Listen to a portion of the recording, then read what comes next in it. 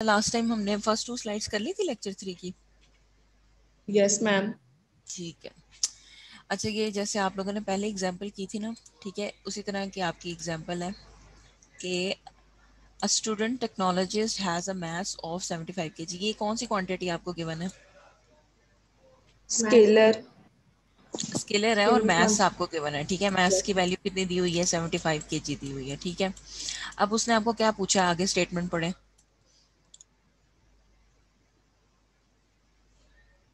Wait पूछा हुआ है अर्थ पे और मून पे। मून।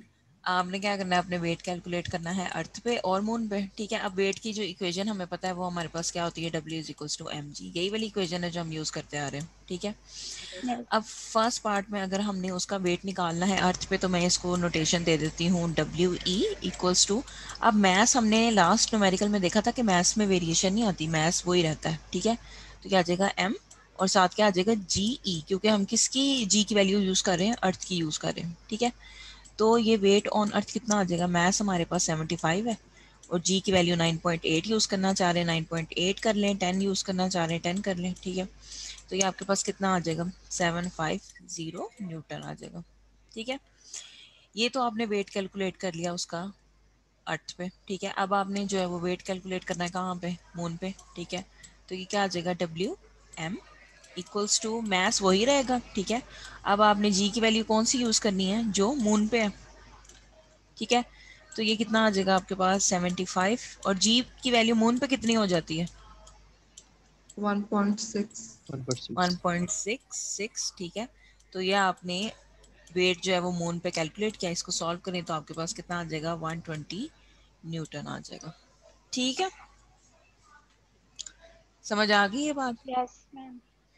यस अच्छा, मैम। अगर मैं इस क्वेश्चन को थोड़ा सा चेंज कर दूं, मैं यहाँ पे लिख दूं कि ये मैंने आपको वेट दिया है, ठीक है, और आपने जो है ना वो मास कैलकुलेट करना है, कर लेंगे? Yes yes ma'am. मैम। ठीक है। इस इक्वेशन को जो है ना वो रीअरेंज कर लें जो आपके पास है, जी को डिवाइड कर दें, ठीक है, तो आपके पास मैथ आ जाएगा। समझ आ रही? Yes ma'am. ठीक हो गया। अच्छा, फिर आपका एक कॉन्सेप्ट आता है डेंसिटी का। डेंसिटी क्या होती है आपके पास?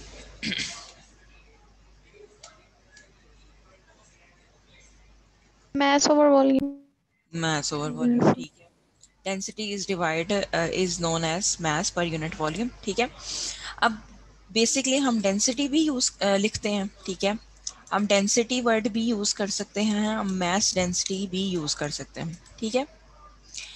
बेसिकली आपके पास जब भी हम डेंसिटी की बात करेंगे ना, उसमें वॉल्यूम जो है ना वो इन्वॉल्व होगा। अब लेट्स सपोज अगर मैं चार्ज डेंसिटी की बात करती हूँ ना, तो मेरे पास चार्ज डेंसिटी का फॉर्मूला होता है चार्ज डिवाइडेड बाय वॉल्यूम। अगर मैं एनर्जी डेंसिटी की बात करती हूँ, ठीक है, तो वो मेरे पास क्या होगा, वो एनर्जी डिवाइडेड बाय वॉल्यूम होगा, ठीक है। हम डेंसिटी भी कह सकते हैं और मास डेंसिटी भी कह सकते हैं, ठीक है। मास डेंसिटी का क्या मतलब है कि mass divided by mass over volume. Volume, ठीक है। अब अगर हमने डेंसिटी का यूनिट कैलकुलेट करना हो तो कैसे कैलकुलेट करेंगे, हमें पता है मास किस में हम मेजर करते हैं, स्टैंडर्ड यूनिट में हम केजी में मेजर करते हैं, और वॉल्यूम किस में मेजर करते हैं, मीटर क्यूब में मेजर स्क्वायर। करते हैं, ठीक है। स्क्वायर नहीं है, वो एरिया होता है आपके पास, ठीक है। तो डेंसिटी क्या आपके पास फॉर्मूला क्या आ गया, मास ओवर वॉल्यूम, और यूनिट क्या आ गया, केजी पर मीटर क्यूब आ गया, ठीक है। अच्छा, आप लोगों को ये पता है इक्वेशन डायरेक्ट में और इनवर्स में कैसे रिलेट करती है? Yes ma'am. जैसे कि अब यहाँ पे आप डेंसिटी के फॉर्मूले में देखो मास ओवर वॉल्यूम है, अगर मैं वॉल्यूम इंक्रीज करूँ तो डेंसिटी के साथ क्या होगा, डिक्रीज होगी। डेंसिटी डिक्रीज हो जाएगी। डेंसिटी डिक्रीज हो जाएगी। अगर हम वॉल्यूम इंक्रीज करते हैं तो डेंसिटी क्या हो जाएगी, डिक्रीज हो जाएगी। लेकिन मास को अगर मैं इंक्रीज करूँ तो फिर क्या होगा, डेंसिटी भी इंक्रीज होगी। डेंसिटी डेंसिटी भी इंक्रीज हो बढ़ जाएगी। जाएगी, ठीक है। तो ये अगर कोई आपके पास ओवर में हो, इनवर्स में हो, तो उसका ऑपोजिट इफेक्ट होता है, और अगर कोई डायरेक्ट में हो तो अगर एक क्वांटिटी इंक्रीज करो तो वो दूसरी भी क्या कर जाती है, इंक्रीज कर जाती है, ठीक है।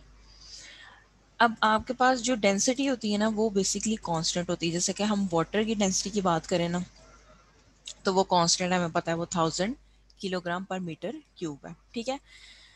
अब इसी से रिलेटेड आपके जो है ना वो एक प्रॉब्लम है।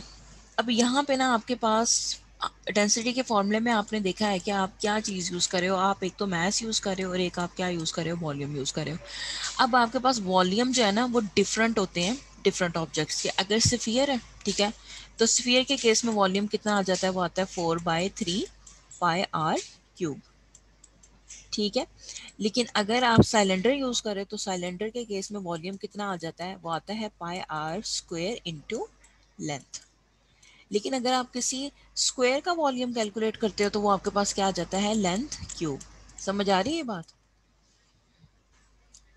Yes ma'am. ठीक है। जो फर्स्ट फॉर्मूला लिखा है वो मैंने स्फीयर के लिए लिखा है, जो सेकंड है वो सिलेंडर के लिए लिखा है, और जो लास्ट है वो आपका अगर कोई स्क्वायर हो उसके लिए, ठीक है। अब ये प्रॉब्लम है, ठीक है, उसमें वो आपको कह रहे हैं कि अ सिलेंड्रिकल रॉड, ठीक है, ऑफ एल्यूमिनियम। अब मटेरियल कोई भी हो सकता है, एल्यूमिनियम भी हो सकता है, ठीक है, टंगस्टन भी हो सकता है, कोई भी मटेरियल जो है ना वो हो सकता है। ये सब जो मटेरियल्स है ना, इनकी डेंसिटी की वैल्यूज आपके पास क्या है, कांस्टेंट है, ठीक है। अब यहाँ पे जो रोड वो यूज़ कर रहे हैं वो कौन सा है, सिलेंड्रिकल है, ठीक है, of aluminium, has a radius of 1.2 centimetre, ठीक है। रेडियस की वैल्यू आपके पास कितनी है, 1.2 सेंटीमीटर। अब आप ये देखो कि आपके पास डेंसिटी का यूनिट जो था वो था केजी ओवर मीटर क्यूब, ऐसा यूनिट में है ना ये, यस मैम। ठीक है। डेंसिटी आपके पास ऐसा यूनिट में क्या है, केजी ओवर मीटर क्यूब। अब ये देखो आपके पास रेडियस ऐसा यूनिट में है, नो मैम। इसको क्या करना पड़ेगा, इसको कन्वर्ट कन्वर्ट करना करना, पड़ेगा सेंटीमीटर को। ठीक है। कैसे कन्वर्ट करेंगे इसको, सेंटी 10⁻² होता है। 10⁻⁻² होता है, वो उसकी वैल्यू लगा दें, यहाँ इसको 100 से डिवाइड कर दें, ठीक है। ये आपके पास आ जाएगा 1.2 10⁻²मीटर। ये अब आपने रेडियस जो है ना ऐसा यूनिट में कन्वर्ट कर लिया, ठीक है। लेंथ कितनी दी हुई है उन्होंने, लेंथ आपको दी हुई है 2 मीटर्स, ऐसे ही है। आपने कैलकुलेट क्या करना है, मैस। मैथ्स आपने जो है ना वो कैलकुलेट करना है, ठीक है। इक्वेशन नंबर 1 यूज कर लें, ठीक है, इसको इक्वेशन नंबर 1 कह दें।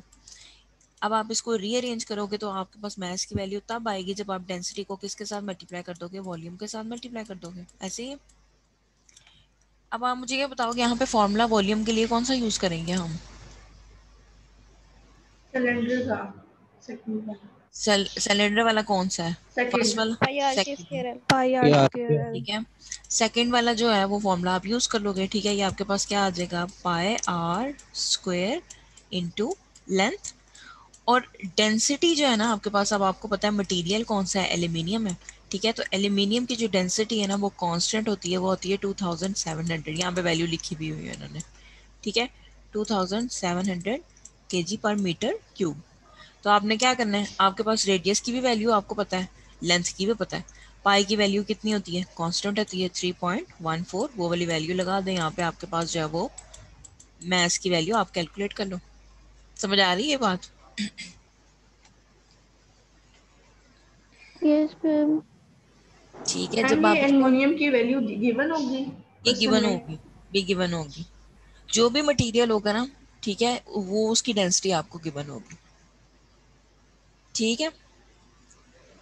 जब आप इसको सॉल्व करोगे तो आपके पास मैथ्स की वैल्यू कितनी आ जाएगी, वो आ जाएगी 2.44 केजी आ जाएगी, ठीक है। अच्छा, अगर मैं इस क्वेश्चन को थोड़ा सा चेंज कर दूं, मैं इस क्वेश्चन में ये लिख दूं कि यहाँ पे आपके पास जो है ना वो सिलेंड्रिकल रॉड नहीं है, स्फीयर है, फिर क्या चेंज आएगा, एम का फॉर्मूला फॉर्मूला चेंज हो जाएगा पैरेलल वॉल्यूम का। लगाएंगे। तो 4/3 पाई फॉर्मूला हम वॉल्यूम का चेंज कर देंगे, कौन सा वाला यूज करेंगे, 4/3 pi four R by three cube. Pi R cube.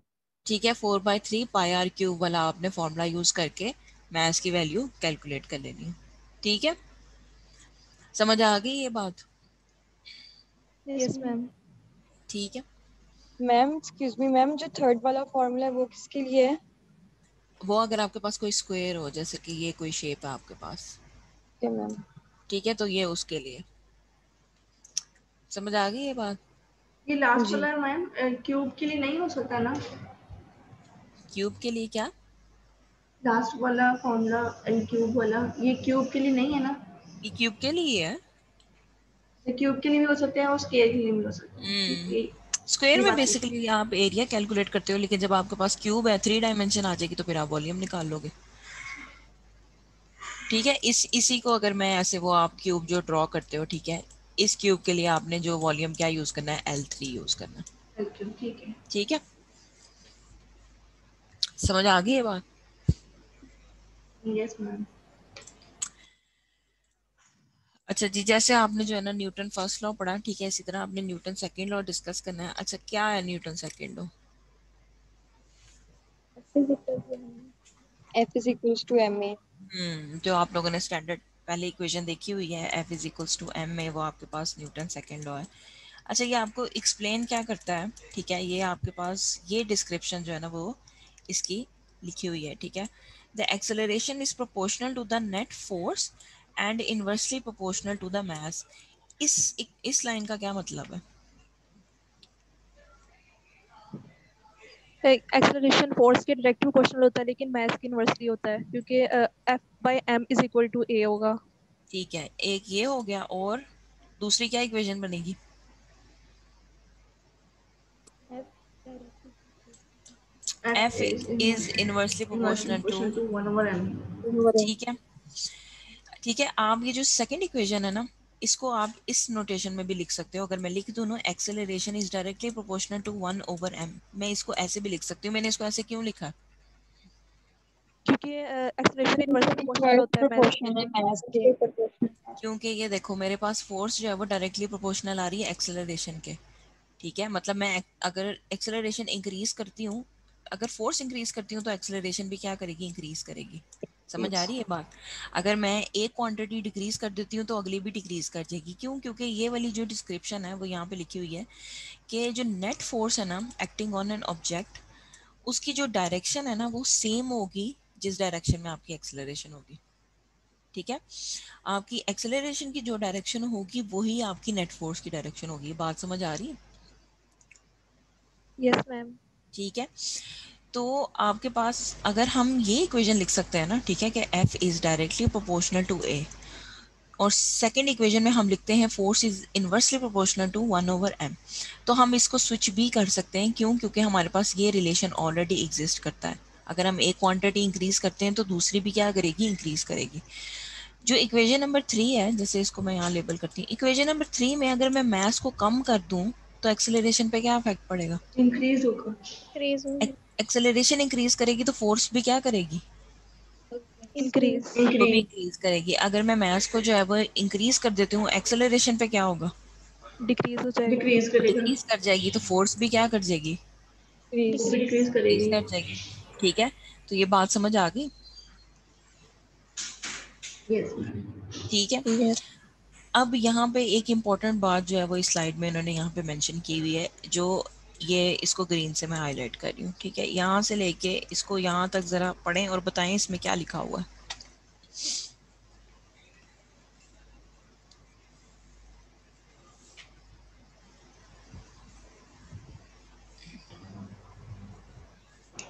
Ma'am वो कह रहे हैं कि अगर नेट फोर्स जो है वो जीरो होगी तो फिर एक्सेलरेशन भी जीरो होगा, कोई मूवमेंट नहीं होगी, वेलोसिटी की फिर जीरो है। ठीक है, तो एफ सेकंड नेट, लॉ को हम कह सकते हैं कि वो फर्स्ट लॉ के कंसिस्टेंट है। वो उसके क्या है, कंसिस्टेंट है। हम कहते हैं कि एक्सेलरेशन जो है ना वो जीरो हो गई है। जब डेफिनेटली एक्सेलरेशन जीरो हो तो फोर्स भी क्या हो जाएगी, जीरो हो जाएगी, ठीक है। अब वो ये कह रहे हैं एक्सेलरेशन जीरो होने का क्या मतलब है, कि आपके पास ऑब्जेक्ट जो है वो कांस्टेंट वेलोसिटी से मूव कर रहा है। समझ आ रही है बात?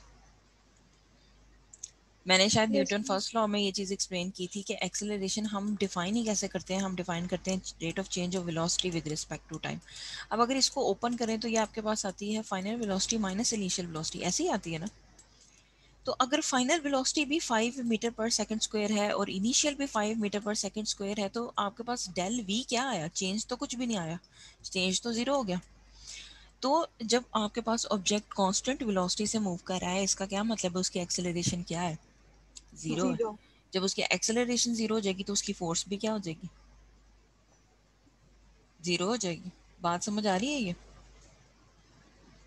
मींस कि ऑब्जेक्ट कांस्टेंट वेलोसिटी से मूव कर रहा है। जब ऑब्जेक्ट कांस्टेंट वेलोसिटी से मूव ओके। करेगा तो उसकी एक्सेलरेशन जीरो हो जाएगी, ठीक है। एक्सेलरेशन जीरो होने का मतलब है कि फोर्स, जो नेट फोर्स है, वो भी किसके इक्वल हो जाएगी, जीरो के इक्वल हो जाएगी, ठीक है। ये इक्वेशन 1 देख लो ना, अगर इक्वेशन 1 के अंदर मैं एक्सेलरेशन की जगह वैल्यू लगा देती हूँ जीरो, तो मास मल्टीप्लाई बाय 0 फोर्स कितनी आएगी? 0, क्योंकि मास तो 0 नहीं होता, ठीक है। तो नेट फोर्स भी आपकी क्या हो जाएगी? 0 हो जाएगी। इसका मतलब है आपका जो सेकंड लॉ है वो कंसिस्टेंट है किसके साथ? फर्स्ट लॉ के साथ। फर्स्ट लॉ की भी यही कंडीशन हमने पढ़ी थी ना, कि आपके पास एक दो कंडीशंस थी कि अगर कोई ऑब्जेक्ट रेस्ट पे है तो वो रेस्ट पे ही रहेगा अनटिल और अनलेस उस पर कोई एक्सटर्नल फोर्स लगाई जाए। और सेकंड लॉ में वो क्या कह रहे थे कि सेकंड लॉ वैलिड, आपके पास सेकंड जो पॉइंट था उसमें था आपके पास ऑब्जेक्ट जो है वो कांस्टेंट वेलोसिटी से मूव करेगा, मतलब एक्सेलरेशन क्या होगी? 0 होगी। समझ आ रही है बात? अगर यस नहीं मैम। क्लियर, अगर नहीं क्लियर तो पूछे, मैं दोबारा बता देती हूँ। क्लियर है? रिपीट यस करते हैं। मैम। मैं रिपीट कर दूं? यस कौन सा पॉइंट रिपीट करूं, लास्ट वाला या ये जो भी मैंने मैथमेटिकल डिस्क्रिप्शन दी नहीं है? नहीं मैम, लास्ट वाला जो आपने बताया अभी, लास्ट वाले मैं पॉइंट में थोड़ा मैं सा। बेसिकली यस ये चीज एक्सप्लेन करना चाह रही हूँ। मैं इसको यहाँ पे राइट करती हूँ। ये देखो आपके पास इक्वेशन जो है स्टैंडर्ड इक्वेशन ये इन एफ इजिकल्स टू एम है। अब बेसिकली वो ये कह रहा है कि आपकी एफ नेट जो है ना, नेट फोर्स, जितनी भी फोर्सेस किसी सिस्टम पे एक्ट कर रही हैं वो 0 कब होंगी? जब एक्सेलरेशन किसके इक्वल हो जाएगी? 0 के इक्वल हो जाएगी। डेफिनेटली बात है कि अगर मैं इक्वेशन नंबर 1 में एक्सेलरेशन की जगह 0 लगाती हूँ तो मास मल्टीप्लाई बाय 0 फोर्स कितनी आएगी? 0 ही आएगी ना। तो वो ये कह रहा है कि आपके पास उस सिस्टम में भी फोर्स 0 होती है जो कांस्टेंट वेलोसिटी से मूव कर रहा होता है। कांस्टेंट वेलोसिटी का क्या मतलब है? अब एक्सेलरेशन को डिफाइन किया जाता है rate of change of velocity with respect to time. इसको ओपन करें तो ये होती है V F minus V I, final minus initial, ऐसे ही पढ़ा है ना। तो अगर आपके पास फाइनल भी 5 मीटर पर सेकेंड स्क्वायर है लेट्स सपोज, ठीक है, और इनिशियल भी 5 मीटर पर सेकेंड स्क्वायर ही थी, तो आप मुझे बताओ कि यहाँ पे इस इक्वेशन का आंसर कितना आना चाहिए? 0। 2 जीरो। आना चाहिए, ठीक है। बेसिकली वो ये कह रहे हैं कि अगर मैं इक्वेशन नंबर 2 में ये बात लिख दूँ ना कि F net equals to mass, अब मैं यहाँ लिखूँ डेल वी ओवर टी, तो ये rate of change of velocity जो है वो आपके पास कितना आया? अभी कितना निकाला है? 0 निकाला है, ठीक है। जीरो।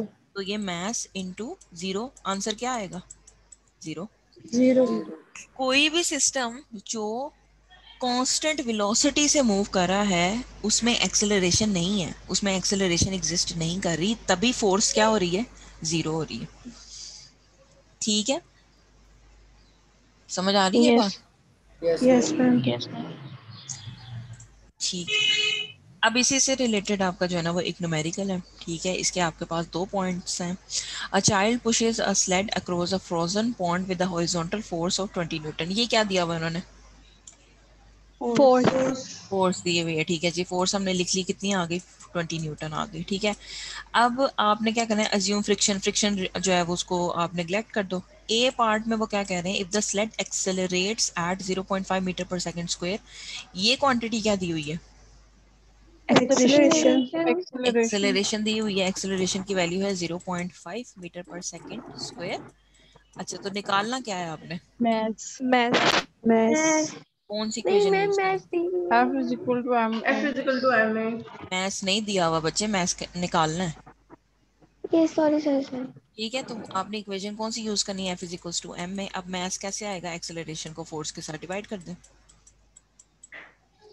ठीक है। फोर्स कितनी थी? 20। अब बेसिकली आपके पास जो 0.5 होता है ना वो 1/2 होता है, तो ये आपके साथ 2 मल्टीप्लाई हो जाएगा, तो मैथ्स कितना आ जाएगा? 40 आ जाएगा। समझ आई है मैंने क्या किया?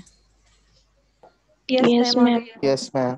0.5 ना बेसिकली आपके पास होता है 1/2, तो ये आपने मल्टीप्लाई कर दें या उसको डिवाइड कर दें, वो दोनों केसेस में आपके पास आंसर वही आएगा, ठीक है। तो आपने मैथ्स कितना निकाल लिया? आपने मैथ्स निकाल लिया 40 kg, ठीक है। आपने ए पार्ट इसका सॉल्व कर लिया। अब बी पार्ट में वो कह रहा है कि another child with the mass of 60 kg sit on the sled. अब आपके पास जो है वो स्लेड जो थी वो 40 kg की थी, उसके ऊपर 60 kg का हमने एक जो है ना वो बच्चा बैठा दिया, ठीक है। वट एक्सेलरेशन, ठीक है, the same force produce now. अब आपने क्या निकालना है? एक्सेलरेशन। एक्सेलरेशन। अब हमने मैथ्स। एक्सेलरेशन जो है वो कैलकुलेट करनी है। अब फोर्स कितनी लगाएंगे? Ma'am 20 Newton. फोर्स 20 न्यूटन ही होगी। सेम फोर्स है तो 20 न्यूटन आ जाएगा। अब मुझे ये बताओ कि आपके पास मास जो है वो कितना आएगा? 60 kg 60 60 kg 60 plus 40 60 नहीं आएगा, 60 नहीं आएगा, 60 प्लस 40 आएगा। क्यों? क्योंकि आपने स्लड का मास भी तो पहले निकाला है 40 केजी, यस मैम। ठीक है। तो उस पे अब आपने 60 केजी का एक बच्चा बैठाया है, ठीक है, तो आपके पास कितना आ जाएगा? 40 प्लस 60 आ जाएगा, ठीक है। तो मास की वैल्यू कितनी आ गई? 100 केजी आ 100 गई। kg अब आपने क्या करना है? एक्सेलरेशन निकाल लो। तो ये आ जाएगा force divided by mass equals to acceleration. Force कितनी थी भी? 20 थी, और मास कितना था? 100। यस तो 100 एक्सेलरेशन कितनी आ गई? 0.2 मीटर पर सेकेंड स्क्वायर। अच्छा मुझे ये बताओ कि हमने पहले केस में देखा कि एक्सेलरेशन हमने यूज़ की, कितनी यूज़ की? हमने यूज़ की 0.5, और अब कितनी आई है? 0.2। ग्रेटर वैल्यू कौन सी है? 0.5 ये ग्रेटर क्यों है? 0.2 से तो ग्रेटर है ना। उससे ग्रेटर है, तो इसकी रीज़न क्या है? अब हमने निकाली है तो 0.2 आई है, और पहले हमने जो यूज़ की थी वो 0.5 थी। ये फ्रिक्शन चेंज की ऑफ वजह से मैम वेलोसिटी फ्लेक्सिबल है, कैसे कर दिया? चेंज हुआ है ना, मैथ मास इंक्रीज हो चेंज गया। ऑफ वेलोसिटी मास है। चेंज हो गया ना। ये देखो इधर आपके पास मास कितना आ रहा था? 40 केजी आ रहा था। इस केस में मास कितना निकाला है आपने? 100। 100 kg 100 था 100 जैसे जैसे मास इंक्रीज करते जाओगे एक्सेलरेशन क्या होती जाएगी? डिक्रीज हो डिक्रीज। गया। इंक्रीज होती जाएगी। समझ आ रही है बात? Yes ma'am. यस मैम ठीक है, यस क्लियर क्लियर कर दो इसको। यस मैम ये आपने न्यूटन सेकंड लॉ जो है वो डिस्कस कर लिया। अब इसी तरह आपने न्यूटन थर्ड लॉ डिस्कस करना है। ये तो इजी है। ये क्या होता है आपके पास? To every action there is a reaction equal in every magnitude but opposite in direction. equal and opposite in direction action और यस रिएक्शन जो है मैम वो इक्वल होंगे इन मैग्नीट्यूड, लेकिन उनकी फिर डायरेक्शन क्या होगी? ऑपोजिट। ऑपोजिट होगी। अच्छा इसकी कोई एग्जांपल बताएं।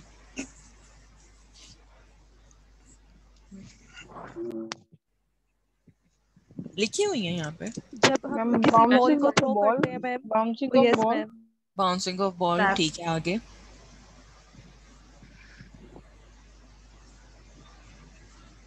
रनिंग की आ सकती है इसमें एग्जांपल?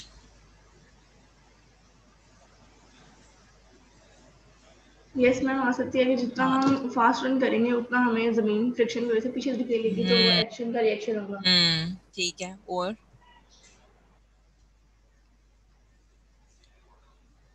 और एक ये एग्जांपल भी हो सकती है, कॉमन एग्जांपल है। आपने एक टेबल पे जो है वो बुक रखी हुई है, ठीक है, एक टेबल पे आपके पास बुक है, तो उस बुक का वेट जो है वो डाउनवर्ड डायरेक्शन में एक्ट कर रहा होता है और नॉर्मल फोर्स अपर डायरेक्शन में एक्ट कर रही होती है।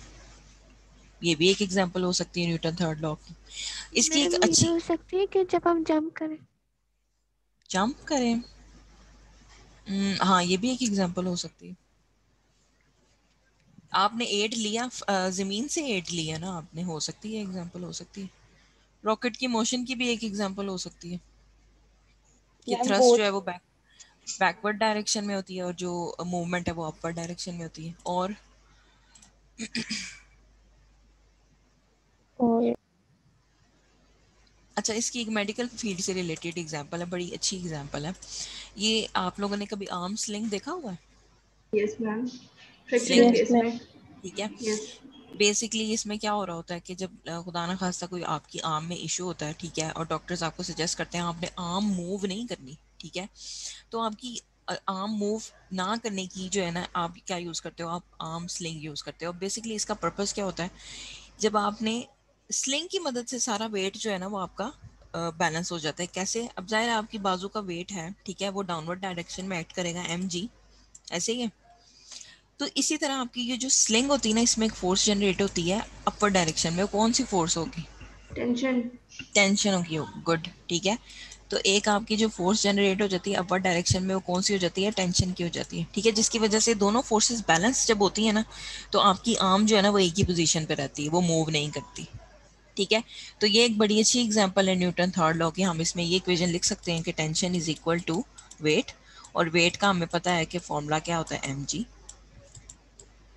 समझ आ रही है ये बात? यस मैम ठीक है। तो yes ये एक मैम अच्छी एग्जांपल हो सकती है आपके पास न्यूटन थर्ड लॉ की, ठीक है।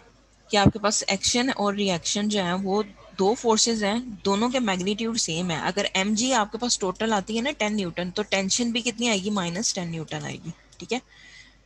तो वो आपके पास दोनों फोर्सेस क्या होंगी, मैग्नीट्यूड सेम होगा लेकिन डायरेक्शन क्या होगी, ऑपोजिट होगी। अब वेट जो है वो हमेशा डाउनवर्ड डायरेक्शन में एक्ट करेगा, तो टेंशन जो है वो कहाँ चली जाएगी, अपवर्ड डायरेक्शन में चली जाएगी, upward. ठीक है। समझ आ गई ये बात। Yes, ma'am. Yes ma'am. फिर इसी तरह आपके पास जो है ना वो फ्रिक्शन का टॉपिक है। फ्रिक्शन क्या होती है आपके पास, रेजिस्टेंस। रेजिस्टेंस। Force. अच्छा, फिर और फ्रिक्शन Ma'am, एग्जिस्ट किस तरह करती है आपके पास, कैसे जनरेट होती है? By rubbing of two surfaces.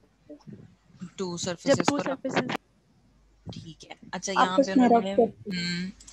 यहाँ पे उन्होंने लिखा हुआ है frictional forces can exist between solid surfaces and between fluids, ठीक है।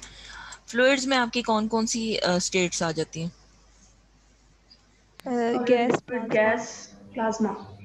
गैस, लिक्विड नहीं आएगा इसमें, liquid, yes ma'am, liquid gas plasma. ठीक है। ये तीनों उसमें आ जाती हैं आपके पास, फ्लूइड्स में आ जाती हैं। फ्रिक्शन जो है वो इन सब में एग्जिस्ट करती है, ठीक है।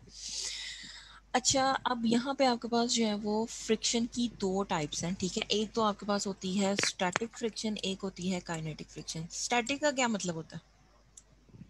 Ma'am, constant. Rest. एक ही जगह पे. At at rest. At rest, good, ठीक है। और काइनेटिक का क्या मतलब होता है? moving. जो move कर रही हो. मूविंग हो, ठीक है, जो मूव कर रही Friction हो। between two moving.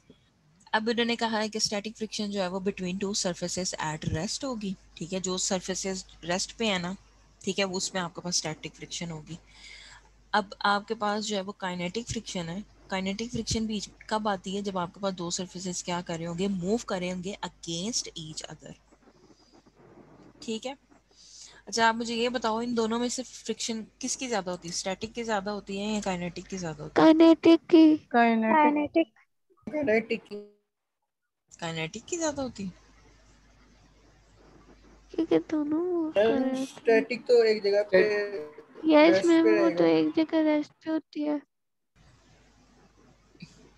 चलें, इसको पढ़ के आइएगा किसकी ज्यादा होती है।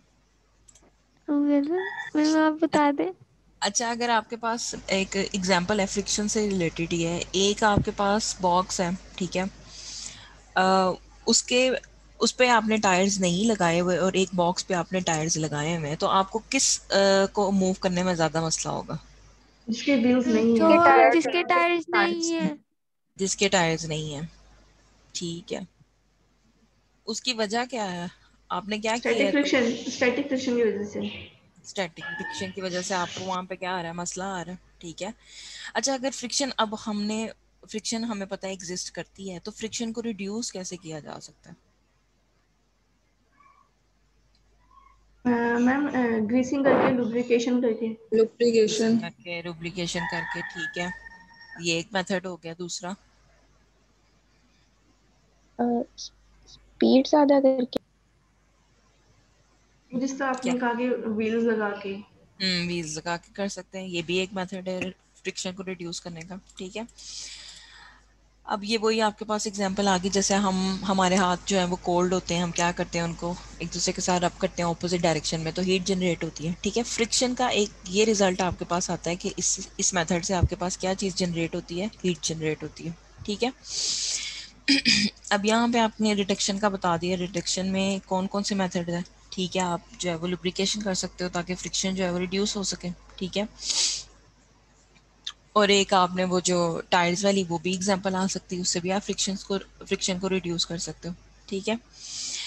फिर इसी तरह आपके पास जो है ना वो बॉडी में भी जॉइंट्स में हम जो है ना वो इसकी एग्जांपल देख सकते हैं।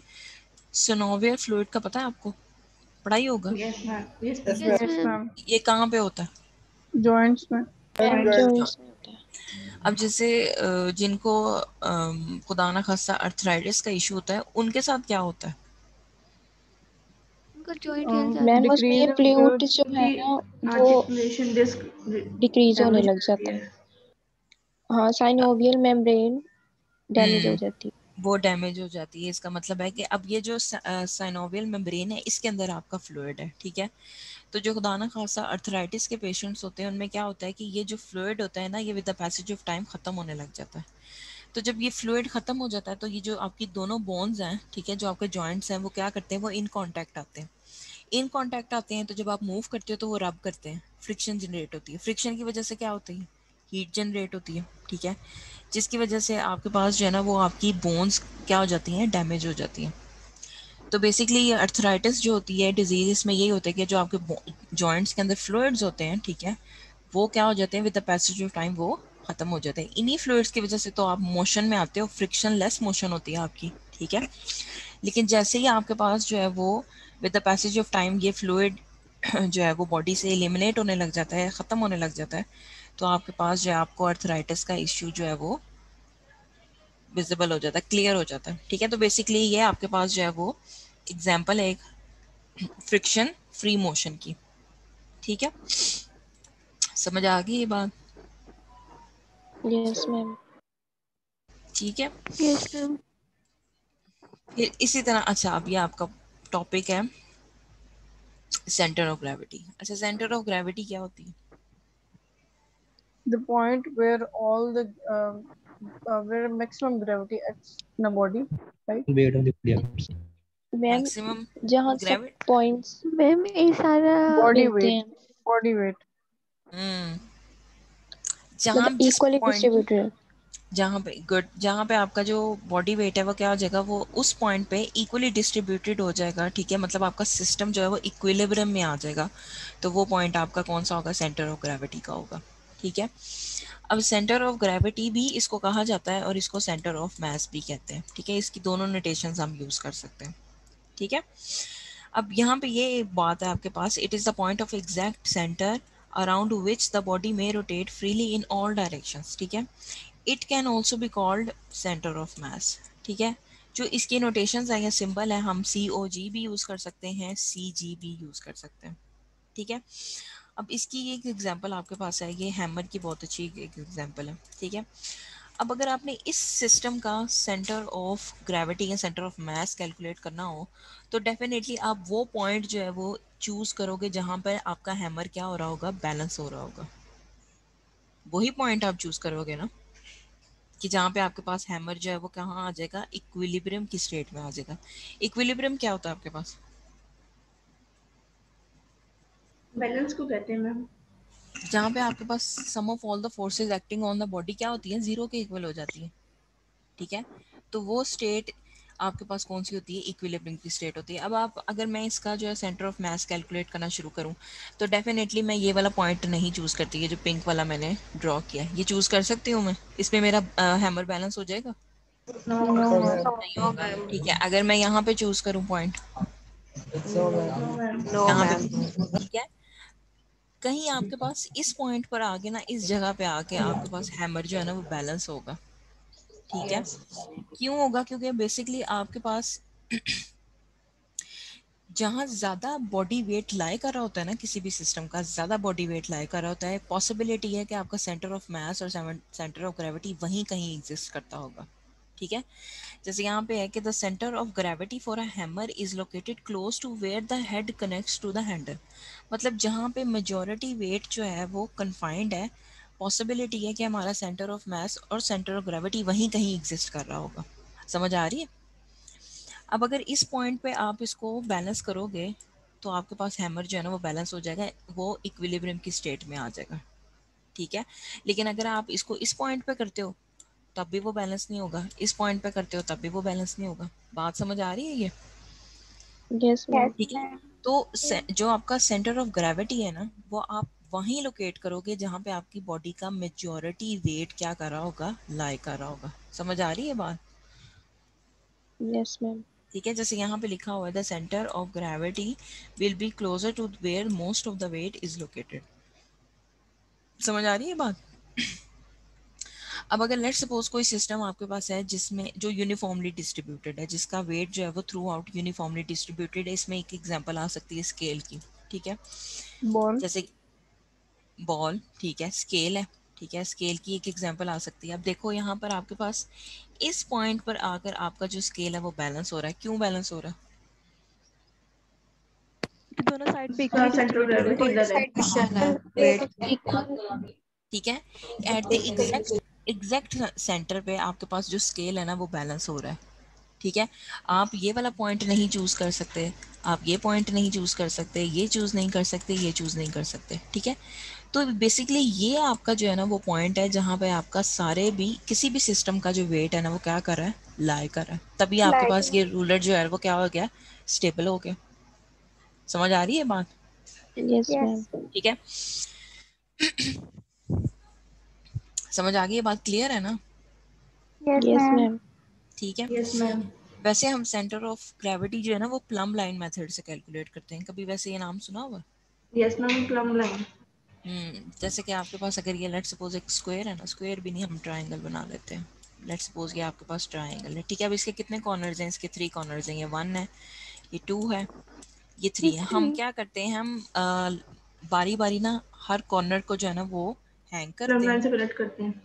प्लम लाइन से उसको कनेक्ट करते हैं। उसके बाद क्या करते हैं, उस प्लम लाइन के अकॉर्डिंग जो है ना वो लाइन ड्रॉ करते जाते हैं। इसी तरह आपने जो है ना वो 2 से ड्रॉ कर लेनी है लाइन, और इसी तरह आपने जो है ना वो 3 से लाइन ड्रॉ कर लेनी। अब आप ये देखो, जहाँ पे आपके पास ये तीनों लाइंस मैच कर रही होंगी ना, वो कोई एक सेंटर वाला पॉइंट होगा जहाँ पे सेंटर आपके of pass mass. Centre of मास जो है ना वो एग्जिस्ट कर रहा होगा। समझ आ रही है बात? Yes, ma'am. Yes, ma'am. ठीक हो गया।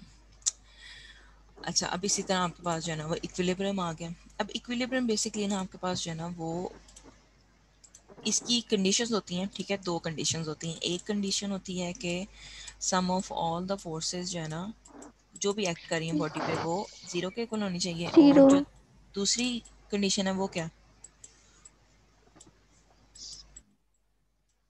दूसरी कंडीशन कौन सी? Sum of all the torques. Sum of all the torques, जो भी रोटेटरी फोर्सेस हैं वो किसके इक्वल होनी चाहिए? वो 0 के इक्वल 0 होनी चाहिए। ठीक है, 0. तो ये कंडीशंस अगर सेटिस्फाइड हैं तो आपके पास सिस्टम क्या है? सिस्टम इक्विलिब्रियम में। ठीक है, अब टॉर्क बेसिकली आपके पास क्या होता है? रोटेटरी फोर्स होती है। ठीक है, इसका फॉर्मूला होता है आर क्रॉस एफ। ये आप आगे जो है ना डिटेल में पढ़ोगे। ठीक है, तो ये बेसिकली आपके पास जो है ना वो इसकी इक्विलिब्रियम की 2 कंडीशंस है। अगर ये 2 कंडीशन सेटिस्फाइड हैं तो आपका जो सिस्टम है वो बैलेंस्ड है। ठीक है, अब Okay. इक्विलिब्रियम की आपके पास जो है वो 3 टाइप्स होती हैं। यहाँ पे इन्होंने 2 लिखी हुई हैं, बेसिकली 3 होती हैं। एक अनस्टेबल होती है, एक स्टेबल होती है, और एक न्यूट्रल होती है। ठीक है, टाइम क्या हुआ? 43। अटेंडेंस मार्क करवा लें। समझ आ गई? इक्विलिब्रियम जो है ना फिर नेक्स्ट टाइम नेक्स्ट क्लास में इसको डिस्कस करेंगे। वैसे इसको Okay, याद ma'am. कर लें कि इक्विलिब्रियम की कितनी 2 कंडीशंस होती हैं। फर्स्ट कंडीशन कौन सी बताई है मैंने? Unstable. Unstable, second stable, Second third stable. Neutral. Third neutral. नहीं, ये इसकी टाइप्स हैं, लेकिन कंडीशन क्या है इक्विलिब्रियम की? मैं 2 वो ही जीरो कंडीशन के है इक्वल होते इक्वल हैं। To Force is equal to oscillation zero. Torque equal to 0। Torque is equal to zero. और जो कि sum of all the forces acting on the body should be 0, sum of all the torques acting on the body should be 0। 2 ये conditions है। ये 2 condition satisfied हैं तो आपका system equilibrium है। ठीक है, चलिए इसको नेक्स्ट क्लास में कंटिन्यू करेंगे।